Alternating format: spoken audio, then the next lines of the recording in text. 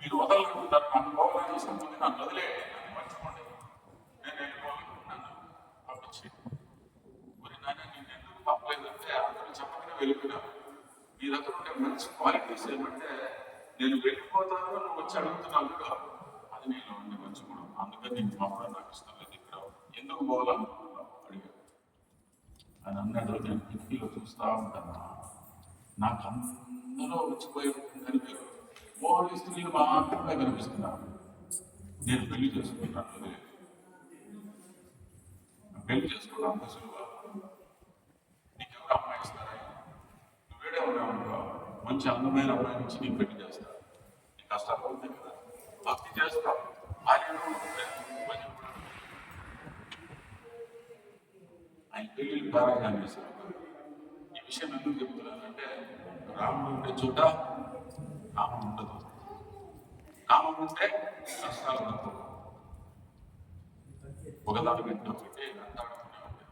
ఎందుకు? కామం, కోరిక. కామం అంటే కోరిక అండి. సో ఆ కోరిక తీర్చుకోవడం కోసం నానా దండాలు పడుతుంటాడు. సరే పెళ్ళి అయిపోయిందండి, సుఖం వస్తుందా? కానీ రాముడి యొక్క చైతన్యంలో రామనామం చేస్తూ, రాముడికి సేవ చేస్తూ, రామభక్తులతో ఉంటూ, రామకథ చెప్తూ, రామమయమైతే జీవితం. అప్పుడు ఆ భార్య కూడా శుద్ధ భక్తురాలు అవుతుంది. ఆ చైతన్యంలో నీకు మాయ ఏమి చేయలేదు, ఆ కోరికలు నిండి ఆ దుఃఖాన్ని ఇవ్వలేవు. నీకు దుఃఖానికి అతీతుడప్పుడు దుఃఖం వచ్చినా దాన్ని ఎట్లా ఎదుర్కోవాలనేది నేర్చుకో, రాముడు నేర్పించాడు. అయ్యా ఉదయాన్నే ఆయనకి ఏముందండి? పట్టాభిషేకం.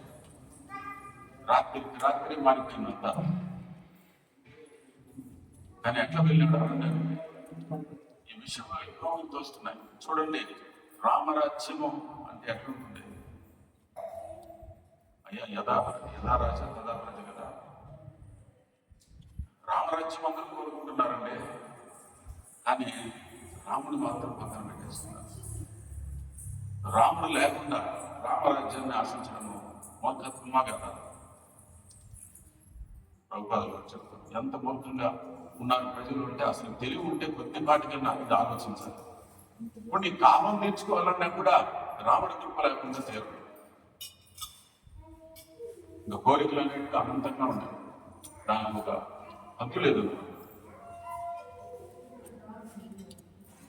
అయోధ్య ఎటువంటి ప్లేస్ చూడండి, ఎందుకంటే రాముడు ఎక్కడ ఉంటాడో అదే అయోధ్య. ఆయన అరణ్యానికి వెళ్ళిపోతుంటే మొత్తం అయోధ్య వాసులు అందరూ కూడా రాముడికి బయలుదేరేశారు. ఆయన అన్నాడు, ఆగండి, నా కోసం ఆదేశం చేశారు, ఆగండి, మీరెందుకు కష్టపడాలి? వాళ్ళు అన్నారు, మీరు లేని ఈ రాజ్యం ఇది శ్మశానంతో సమానం, రాముడు ఎక్కడుంటే అదే అయోధ్య, పదని మేము వస్తాం, మీరు లేకుండా మేము బతకలేము. అయ్యా ప్రాణం లేకపోతే మనం జీవించగలమా? భరతుడికి ఒక విషయం చెప్పారండి, ఎన్నో విషయాలు గుర్తొస్తున్నాయి మరి. రాముడి కథ అంటే ఒక గంట సేపు ఒకరోజు అయిపోయేదా? భరతుడికి అన్నీ ఇచ్చారండి. నువ్వు ఆయన రాజ్యం తీసుకో, సింహాసనం మీద కూర్చో, ఈ రాజ్య పరిపాలన నువ్వే చేయాలయ్యా. అప్పుడు మంత్రులు, తల్లులు అందరూ చెప్తున్నారు, గురువులు, ప్రజలు చెప్పలేదు, కానీ వీళ్ళు పెద్దలు ఎవరైతే చెప్పారో భరతుడికి నువ్వు రాజ్యాన్ని తీసుకో. ఆయన అన్నాడు, రాములు లేని రాజ్యం ఎందుకంటే ఎన్నో ఆభరణాలు ఉన్నాయి, వ్యక్తికి అలంకరించుకోండి స్త్రీ, కానీ వస్త్రాలు లేవు, విలుగుందా? చెప్పండి. అట్లాగే మన జీవితంలో రాముడు లేదు అంటే నీ దగ్గర ఎన్నున్నా ప్రభుపాదులు చెప్పారు, 000 ఎన్ని జీరోలు పెట్టినా విలువ లేదు, పక్కన ఒకటి పెట్టుకో వెలుగు. రాముడు లేకుండా నీకు ఎన్నున్నా నగ్నంగా తిరుగుతున్నట్టే, శవం తిరుగుతున్నట్టే, శాస్త్రవచనం ఇది. రాముడితో రామరాజ్యం కావాలి. సరే రామరాజ్యం కావాలి, రామరాజ్యం లేదు కదా, మరి ఏం చేయాలి? ఇల్లునే అయోధ్య చేసుకోవచ్చు. మన స్థాయిలో మనం ఆలోచన చేస్తే ఇంట్లో సీతారామ లక్ష్మణులు హనుమను పెట్టుకొని నిరంతరం రామనామం చేయండి, హరే కృష్ణ మంత్రం చెప్పించండి, కీర్తించండి, పూజించండి. స్వామి ఫోటో అయినా సరే, విగ్రహాలు మనం యోగ్యులం కాదు. ఆ ఫోటోలకు సాక్షాత్తుగా అక్కడ కలిసి ఉంటాడు. విగ్రహాలకి ఈ యొక్క చిత్రానికి ఏమి కానీ భేదం లేదు. విన్నత్వ నామన, భగవంతుని పరివారం, భగవంతుని నామము, భగవంతుని లీలలు, భగవంతుని దానము, భగవంతుని వస్త్రాలు, భగవంతుని సమానం. అందుకనే ఆ లక్ష్మణుడు భరతుడు చెప్పేశాడు, నాకు రాజ్యం రాముడు లేనిదే నగ్నంగా ఉన్న స్త్రీలతో సమానం, వస్త్రాలు లేవు, అన్ని ఆభరణంగా అలంకరించుకున్నాను. సో ఎన్నున్న రాముడు లేకపోతే దాంతో సమానమే. కాబట్టి నాకేమి ఇవ్వద్దండి, నాకు ఫోర్స్ చేయదు. నేను రాముడి దగ్గరికి బయలుదేరుతున్నాను, ఎవరు వస్తారు? రాముడు లేని జీవితం, రాముడు లేని శవంతో సమానం. అందుకని ఏం చేయాల? భగవంతుడు శ్రీరామచంద్రులు వారికి శరణాగతి ఎటువంటిదంట, ఆయన ఒక వాగ్దానం చేశాడండి. ఎవరైతే నా పాద పద్మాల్ని ఆశ్రయిస్తారో అటువంటి వ్యక్తిని ఎప్పుడు దూరం చేయలేదు. అరణ్యానికి పోయినప్పుడు లక్ష్మణుడు పాదసేవ చేసి దానికి వస్తే దాంట్లో పాదాలు ముళ్ళు పుచ్చుకునేసి అవన్నీ తీయడానికి ప్రయత్నిస్తే ఆపాడు రావడం.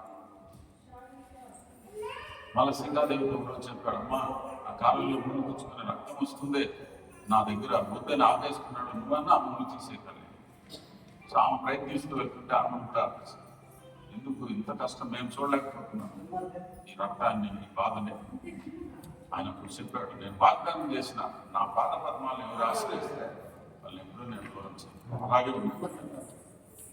ఇటువంటి వాడు శ్రీరాముడు. ఆయన ఎప్పుడు వేచున్నాడు మన కోసం. ఇప్పుడు ఈ జీవుడు నా కోసం వస్తాడా, నా భజన చేస్తాడా, నా దగ్గర చేరుకుంటాడని ఎంతో తాపత్రయపడుతున్నారు. అని మనం గుర్తించడం. ఒక తండ్రి పిల్లవాడు ఇంటి నుంచి దూరం అయిపోతూ విలువలాడిపోతాడంటే మరి భగవంతుడు ఆ తండ్రి తల్లితో పోల్చుకుంటే అసలు లెక్కించలేదు. ఇంతమంది తల్లిదండ్రులు పక్కన పెట్టి ఒక రాముని పెడితే ఇంత ఉంటుంది అని చెప్పలేదు. ఇంకో దయ అట్లాంటి రాముడికి మనం దూరం అయిపోయి అందుకు కృష్ణ రాముడు అయ్యా విషయంలో వస్తే కూడా ఆయన అంగీకరించాడు. చాలా మంది ఉందన్నారు, శత్రువు వైపు నుంచి వచ్చాడు, ఇక్కడ సీక్రెట్స్, టాప్ సీక్రెట్స్ అన్ని అక్కడ చెప్పేస్తాడు. రామనాసుడు కూడా హెచ్చరించారు. రాముడు ఎంత దయాపడంటే వెళితే హనుమంతుడే చెప్పాడు ఈ విషయం, విభీషణుడు చెప్పాడు. కానీ రామనాసుడు లాంటి స్వభావం కలిగిన వాళ్ళు ఇప్పుడు కూడా ఏం చేస్తారు, ఎన్ని చెప్పినా వాళ్ళ బట్టి నేనుగా భజన చేయను.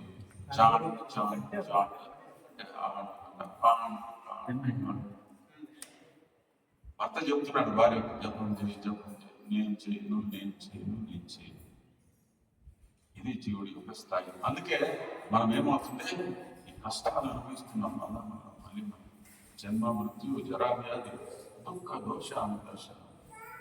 సో అయోధ్య లాంటి వాతావరణం మన ఇంట్లో, మన సమాజంలో, మన గ్రామంలో, మన పట్టణాల్లో రావాలి, మన దేశంలో రావాలి. అందుకే శ్రీల ప్రభుపాదుల వారు కష్టపడి అలాంటి బ్రాహ్మణులు తయారు చేశారు. నేను బ్రాహ్మణుడు కాదనుకోండి, బ్రాహ్మణుడికి చాలా క్వాలిఫికేషన్ ఎంజాయ్ చేసుకుంటే బ్రాహ్మణుడు అయిపోయింది. కానీ ఎందుకు ఆయన ప్రయత్నం చేశారంటే బ్రాహ్మణులు తయారు చేయడానికి తలకాయ లేదు సమాజంలో. దేహానికి తలకాయ లేకపోతే ఎట్లుంటుంది? ఇప్పుడుండే బ్రాహ్మణులు ఏం ఆశిస్తున్నారు, భిక్షాం దేహి, అయ్యా నీకు చేశాను ఆ ధన్యమంటారు. దక్షిణ నాకు దక్షిణ చేశాను నేను పోవాలి. అది నువ్వు బ్రాహ్మణుడు, రాముడి మీద ఆధారపడుతున్నావు. భిక్షం అడగడం తప్పు కాదు. ప్రభుపాదులు వారు చెప్తారు, ఖచ్చితంగా అందరినీ అడగండి, మేము కూడా అడుగుతాం. కానీ మేము మా పరివారాన్ని మా ఇంటిని తృప్తి కోసం పాటుపడుతున్నాను, రాముడు సేవలో ఉపయోగిస్తాం. అట్లయితే అడగచ్చు, అది తప్పు. అయోధ్య లాంటి వాతావరణం దేశంలో కాబట్టి మనం మన పరివారాన్ని, మన హృదయాన్ని అయోధ్యలాగా చేసుకోవాలి. అది ఎప్పుడు సాధ్యమో సేవం జిగ్వాదవు అయ్యా మీరు రామనామాన్ని ప్రారంభించండి. హరే కృష్ణ కృష్ణ కృష్ణ హరే హరే హరే రామ రామ రామ హరే హరే. ఇది ఎటువంటి తెలిసిన పెద్ద నది పోతుందండి. చీమైన నదిని ఎప్పుడు దాటగలుగుతుంది? దాటేస్తుంది ఎప్పుడు? నది ఆగిన నేను అనేది ప్రవాహం పోతానే ఉంది, కానీ చీమైన నదిని దాటాలి. ఇప్పుడు దాటుతుంది.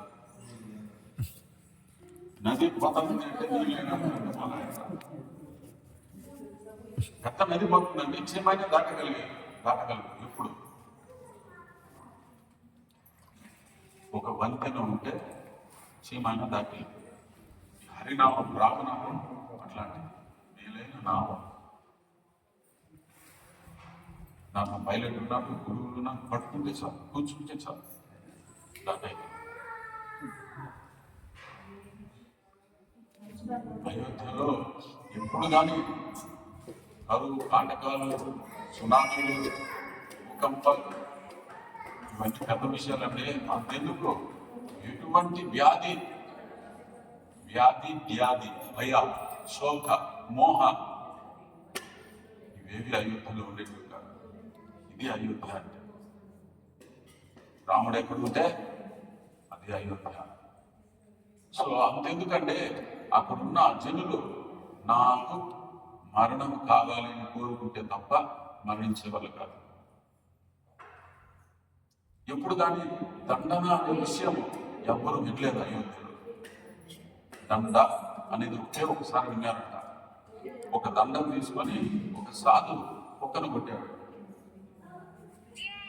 ఆ దండంతో నన్ను కొట్టాడు అని చెప్పి ఒక కంప్లైంట్ చేసేదానికి పోయింది రాముడు గారు.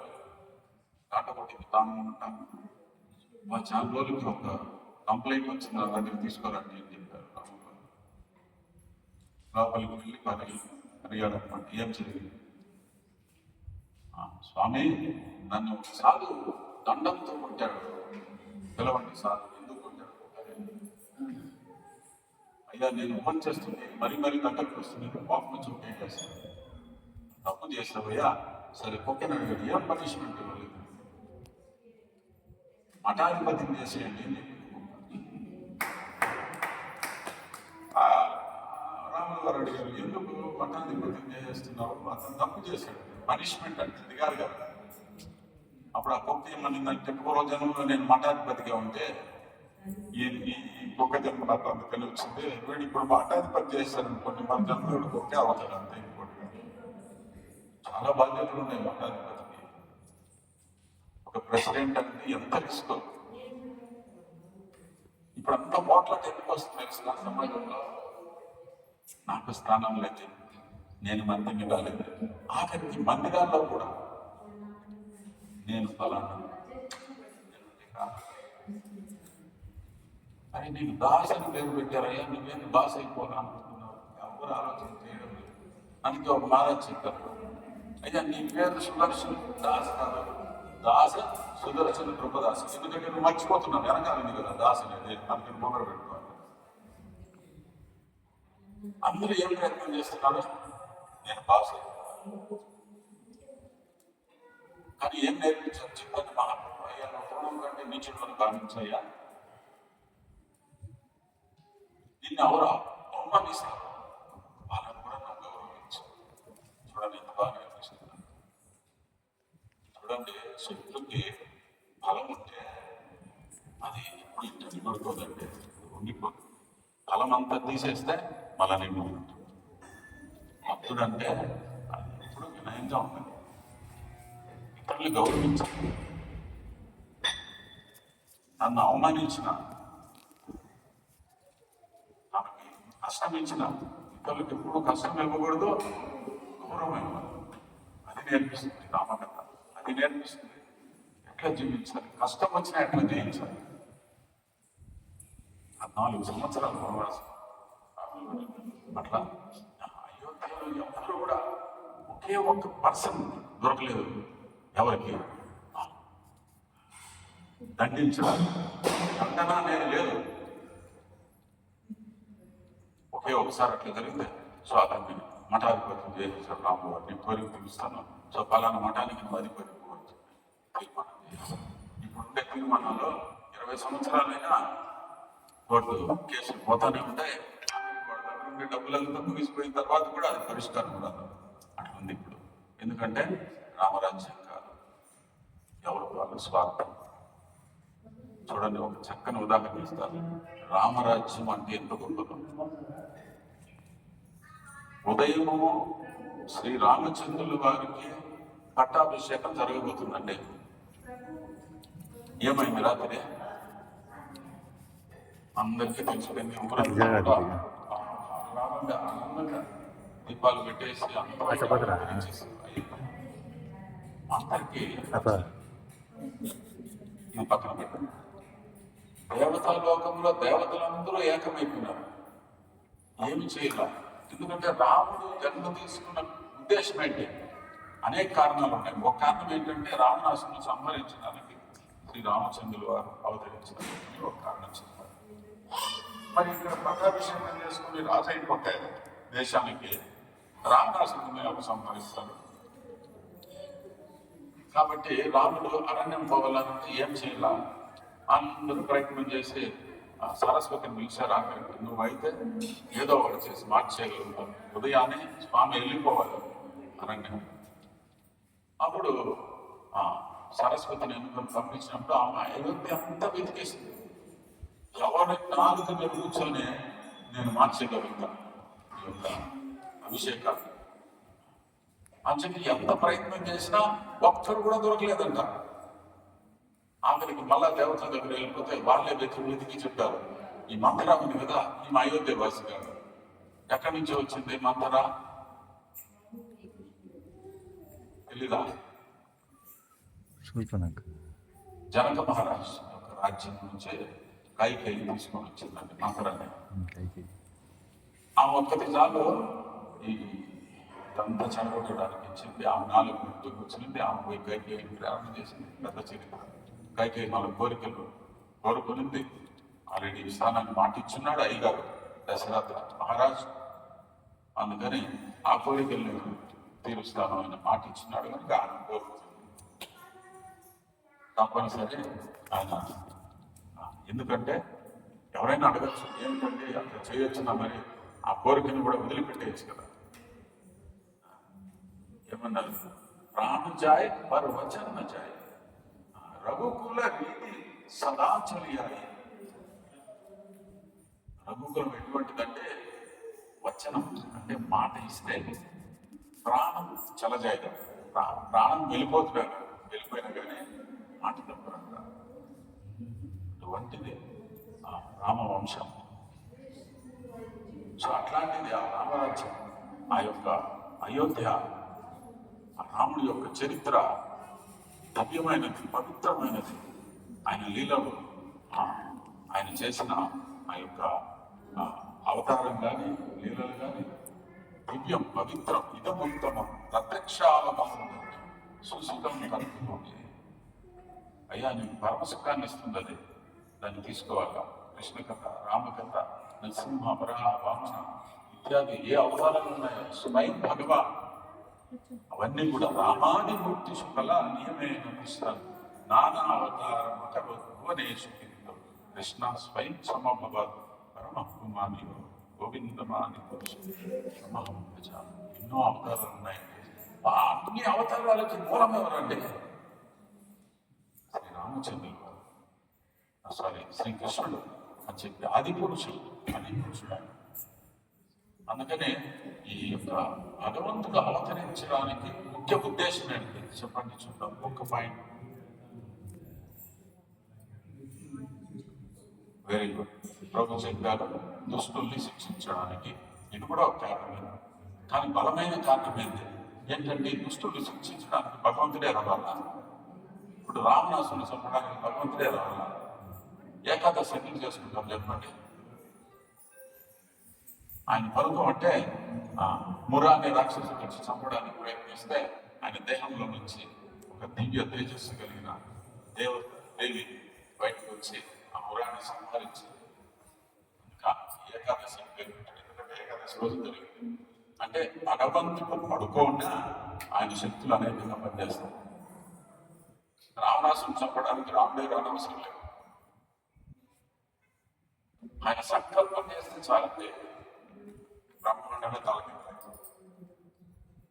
ఒక్క క్షణంలో భగ్గుమని అంటుకునేస్తుంది అంతే.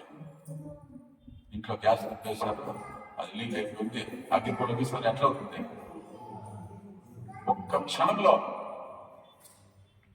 చిటుకు కూడా అవసరం లేదు. అంత టైంలో మొత్తం బ్రహ్మాండాలనే పాడు చేసేటప్పుడు కన్నురెంప ఇట్లా సైన్ చేస్తే చాలు. అంత శక్తి కృష్ణ రామ్. మీకు తెలుసా, శ్రీ రామచంద్రుడు వారు లంకకి భారతి కట్టాలని అనుకున్నప్పుడు ఆయన నేరుగా పిలిచిండచ్చు. కానీ ఆయన ఆ సముద్రుడిని గౌరవించడం కోసం 3 రోజులు ఉపవాసం చేసి పిలిచాడు, రాలేదు. అప్పుడేం చెప్పాడు? లక్ష్మణుడికి చెప్పాడు, లక్ష్మణ ఎక్కడ ధనుసు తీసుకున్నాడు. పాపం వచ్చి అప్పుడు వైపున కళ్ళు అట్లా చూశాడు సముద్రం వైపు. కొత్త ముడిపోయింది సముద్రం మీద. పరిగెత్తి వచ్చాడు. ఎవరన్నా చెప్తారు చూడండి, నేను దేవుడు, ఒక గ్లాస్ ముందర పెట్టే అటు చూడయ్యా నీళ్ళ వెళ్ళిపోయి కొత్త అంటే నువ్వు దేవుడే అని అంటాను అని చెప్తాను. చాలా మంది చెప్తారు కదా, నేను దేవుడిని, నువ్వు కూడా దేవుడు అయిపోతావు. జీవుడే దేవుడు, దేహమే దేవాలయం, శ్వాస మీద ధ్యాస పెట్టుకో, ధ్యానం చేయి. రాస్కెల్, నువ్వు దేవుడు అయితే ప్రభుపాద అంటాను. రాస్కెల్స్, ఫూల్స్, అజ్ఞానులు మోసం చేస్తున్నారంటే. అట్లాంటి వ్యక్తికి ఏం చేయాలండి? ఒక గ్లాస్ ముందర పెట్టేసి, అయ్యా ఆయన సముద్రాన్ని చూస్తే ప్రతాపడికి వెళ్ళి నువ్వు గ్లాసు చూసి ఆ నీళ్ళలో ఉండేదాన్ని ఉడకబెట్టు, కాస్త తెల్లబెట్టు. నిజంగానే వాడుకలు మిగిలిపోతాయి కానీ పాత్రలు కాదు. అది భగవంతుడు ఎవరైనా సాధ్యం పెట్టగలరా? సో అట్లా భగవంతుడు కూడా కోపం చూస్తుందండి. ఆయనలో అన్నీ ఉన్నాయి, కానీ మనలాంటి కోపం కదా ఆయన. ఆయన కోపం చూపిస్తున్నాడు, ఆయన ఎంతమంది భగవంతుడు వెళ్ళిపోతాడు. సో ప్రభు చెప్పినట్టుగా దుష్టుల్ని సంహరించడానికి కూడా భగవంతుడు అవతరిస్తాడని ఒక కారణమే కాదంటారు. కానీ ఇంకా ముఖ్య కారణం ఏంటంటే,